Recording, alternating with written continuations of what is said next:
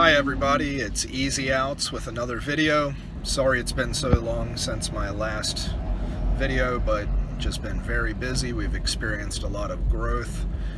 At this time, we are now up to 6 full-time employees, not counting myself or anybody that helps as far as office work like my wife, and occasionally we do have part-time helpers and also subcontractors, so growth has been tremendous. Anyone that says that the economy is not recovering here at this point in 2019 probably isn't doing something right.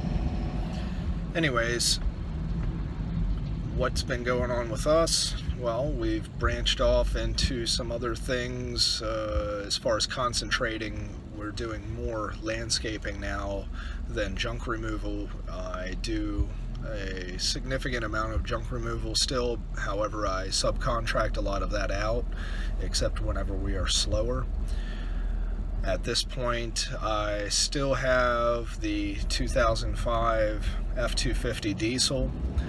I also still have the Isuzu box truck, and I do have a 12-foot dump trailer. However, the one that was in my previous video that I purchased for $3,500 used got to be too rusted, so I sold that one off and I bought a new version. I sold the old one for $2,500, even though it had holes in the floor and some other major rust issues. It was still perfectly functional, but it was beyond the point of me repairing because I was too busy. I did buy the same brand and the same size, but a new. I paid about $6,000 for it. I'll show you some pictures of that or video of that shortly. I've also added to the mix a 2019 F-550 dump truck with a 12-foot landscape bed on it. It's been very helpful. It's a whole lot more convenient to get into some of the tight spots using a dump truck as compared to a dump trailer. Obviously, the investment was very high. The reason that I bought brand new was because it was actually easier to get financed to buy a brand new dump truck than what it was to get financed on a used dump truck. And if I did finance the used one, the rates were so much higher that the payment almost ended up being the same as the new truck, so it didn't make sense.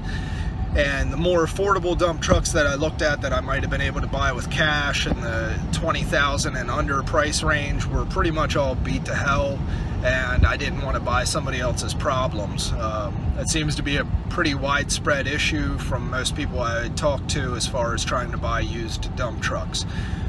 If you're very handy, I'm sure it's something that can be done and make do. I am not handy enough. I can do most things if somebody shows me how, or if I have a helpful YouTube video, but the reality is I'm too busy to put my time into things like that.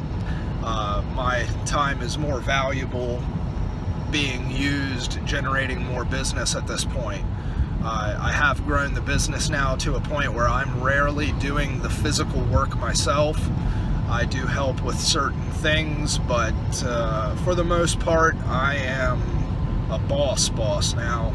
Sorry, the video was interrupted by an incoming phone call.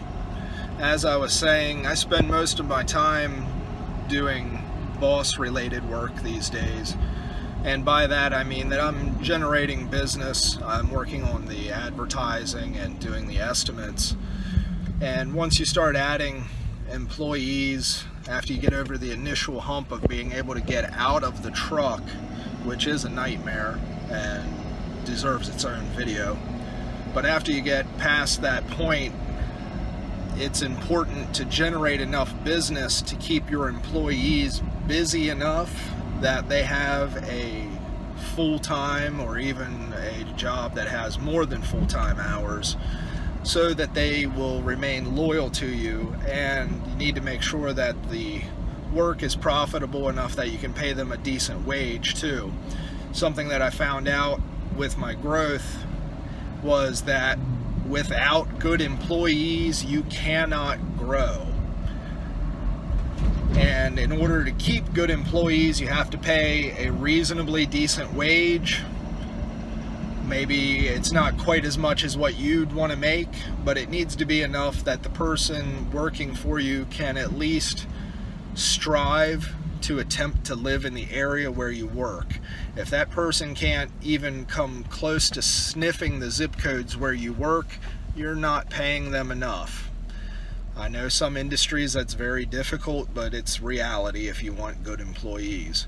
Otherwise, you're going to have to be replacing people all the time and dealing with problems like drug addicts and people that get their paycheck and don't show up, or don't show up for days at a time, and then they'll contact you on payday wanting their paycheck. Another way that I've been able to find reliable help was to seek out subcontractors. One of my most reliable subcontractors is actually a former employee who I helped to start his own business, and he does a lot of my junk removal as well as some other odds and ends that I just don't have time for, or maybe it's out of our concentrated service area. The benefit of using a subcontractor is they give you a price often that you know what it's going to be. You add your surcharge on top of it to the customer, and that's the end of your headache, assuming they do the work correctly. If they don't do the work correctly, you don't pay them and you go fix it. Hopefully they don't make the problem worse than what it would have been before being started. Some things that I'd like to do with these videos is to try to answer questions that some of you might have that are trying to build your business, and it can be whether it's junk removal, or some of you might be involved in property preservation. I can definitely help you in that area as well, depending on your questions, and also landscaping. So what I'd want to know is drop some comments down below, ask me questions that you might like some help with, and what I'll do is try to make some videos answering some of those questions.